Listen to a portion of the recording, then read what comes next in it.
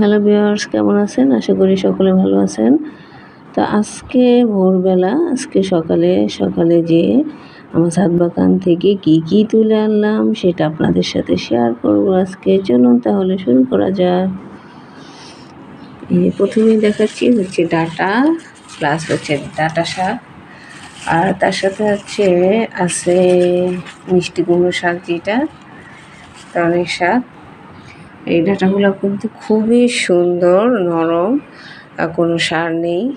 আর এই পাশে আছে হচ্ছে আপনার বীজের জন্য, যেইটা আমি এই ডাঁটা থেকে বীজ সংগ্রহ করব। আমি এই বীজটা সংগ্রহ করে রাখলে সারা বছর লাগাতে পারবো। আরও সাথে আছে কলমি শাক তুলে এনেছি। আমি আজকে কলমি শাক প্লাস ডাঁটা মাছ দিয়ে রান্না করবো, আর শাকটা ভাজি করব। এর সাথে আছে আমার নিজের খামারের ডিম,